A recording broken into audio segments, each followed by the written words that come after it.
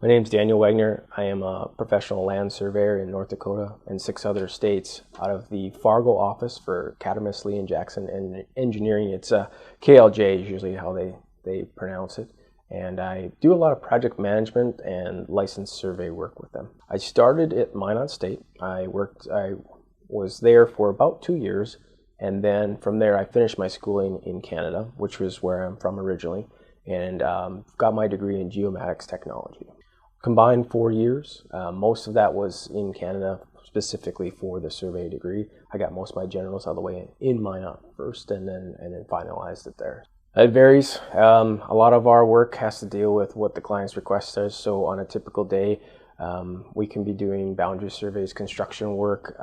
We could be doing quantities. We work closely with our engineering department, our environmental firm, our right-of-way department, basically all the facets that we have at our firm. We do a lot of work side by side with them. And traditional surveys has been mostly on the 2D side with the technologies that's out there today.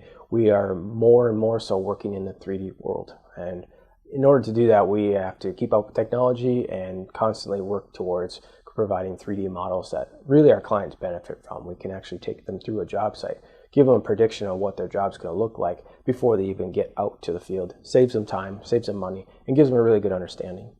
I'd say between 40 and 50. I know it's kind of general, but it just depends on the project.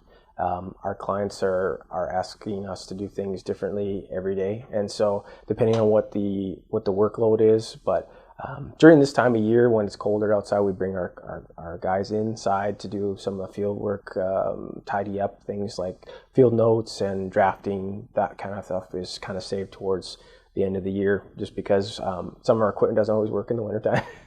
And we also want our guys to be safe. So I'd say about, most of that is done here in the office, and then when the summer hits and when the weather's better, we hit the field very hard and go out and do a lot of our traditional work. Fast paced for sure, and it's based on the client's requests.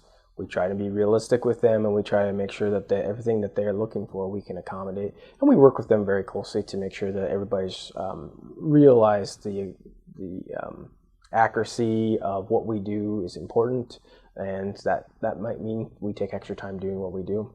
It gives them a good product when we're done, and then allows us to feel safe about giving out the information that we do. And so we try to be realistic, but usually they're looking for everything yesterday. Yes, I do. It depends on what level of survey you are at. You travel for different reasons. Personally, I travel a lot for meetings, project meetings, setting up work with clients, marketing sometimes if it's needed, and just general oversee of the projects. Our company based in North Dakota has a fairly large outreach of work, and we work anywhere from the Canadian border down to Texas. So we'll be traveling on a regular basis doing work, review, project management to make sure that whatever we're working on is a good quality product for our clients. So the field portion of it, which is where we have people like crew chiefs and operators of instruments, they'll go out in the field and collect the data or lay out the data that we need to for the construction of something. And that doesn't have boundaries. It's wherever the work is. So they will be on site with me while we're looking at the projects in Texas or Washington or here in North Dakota. And we do side-by-side work with them. And so they are eyes and ears on the ground. They're very important people, and we couldn't do our work without them. What it did for me personally, it gave me a great understanding of the generals of what the survey world is. And then after that, surveying from each state is different. And so a lot of on-job training with the basics that I got from school helped me out tremendously. That's a good question. It wasn't something that just came in my head right after high school. I had intended other things, but what struck me the most about this profession when talking with someone from the profession was you get a chance to travel. You get the chance to see things that you wouldn't normally see. There's a giant history in the survey profession that's unaware. Some of our first presidents were surveyors before they became president. There's a lot of nostalgia there, and it's a very cool group to be a part of. I'm very blessed to be a part of that group. And I just enjoy the travel, being outside when I can, and working with our clients. A willingness to always better yourself. And that could be for any profession, but in this particular profession, with the technology that we have and the constant changing of it, there's no room to be complacent. And if you are, a lot of times you can get by for a while. But in our fast-paced model that we have here at our jobs, there's something that we always strive to be, and that's ever-changing, ever-growing, and ever-bettering ourselves. The biggest thing is humans, the human side of things. We can do math, we can do calculations, we can make sure that everything that we calculate out is right in our math and right on the ground, but we can't always predict what a human might do. And for instance, if we're doing a boundary survey for a landowner to, maybe just put up a fence, we can't account for their perceived worth of their land, their understanding of what their neighbors' rights are, and so there's usually some sort of reason why they're calling us, and it's usually some dispute. And so we try and stay neutral. We try and do what our client's asking of us without doing anything to degrade the public health and safety of both of them.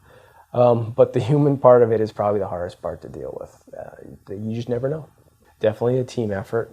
We have a lot of crews that come from different offices that work on special projects depending on their know-how, I guess. We have a lot of specialized groups that do that work here. And then in the office, we have a lot of teams that process data at different intervals of the stage of processing and to produce a result for the client. So we have to work on teams, and it's great. It's great because you're always working with somebody. They have fresh ideas. You're always, if you get stuck, you can just turn left or right and ask somebody, and someone's got a fresh perspective. Even from a managerial standpoint, the people that I work with are really helpful at all levels. So that part's great to be on a team.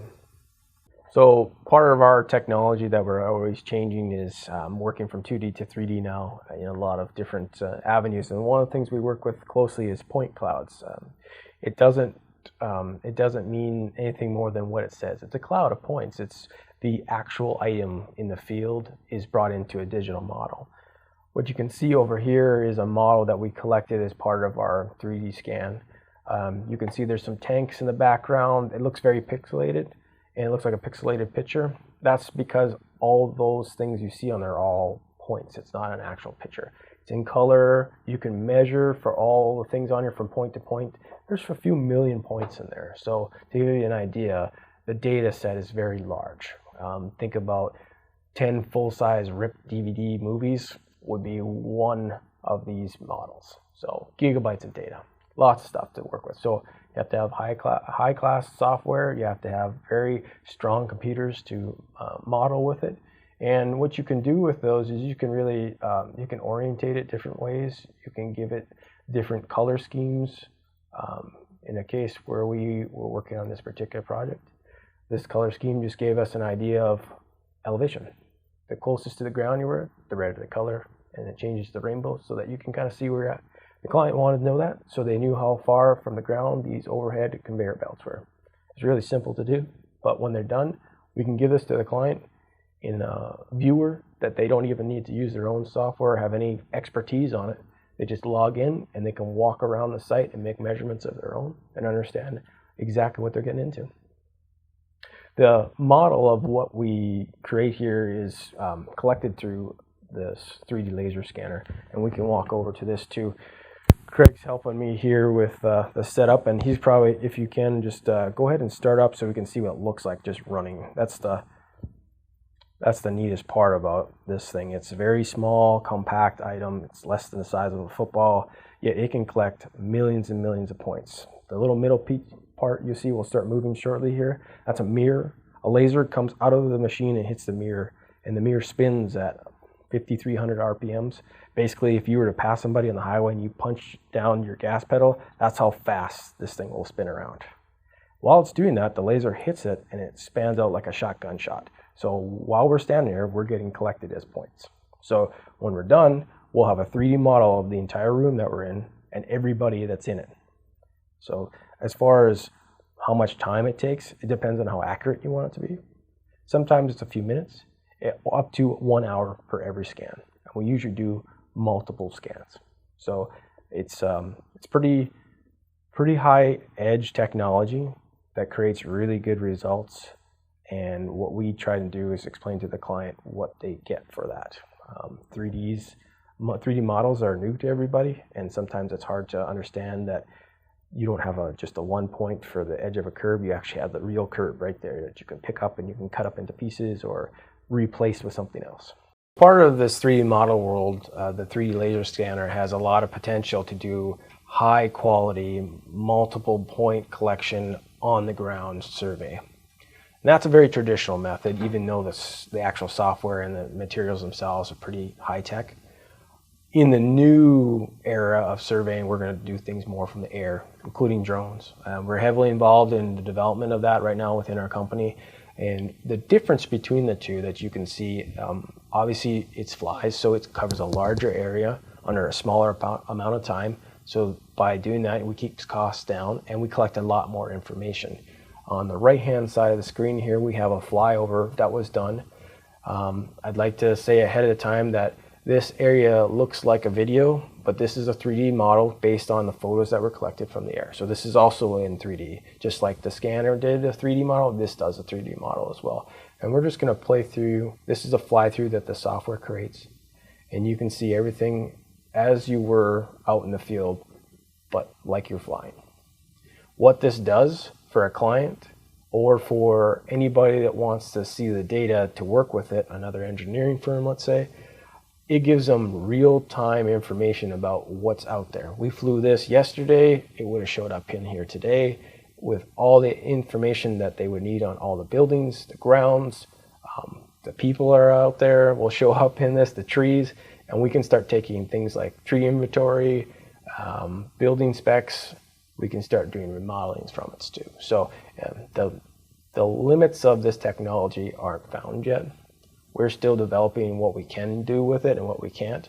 And you'll see in the next 3 to 5 years a huge change in this market. We're very excited to be a part of it.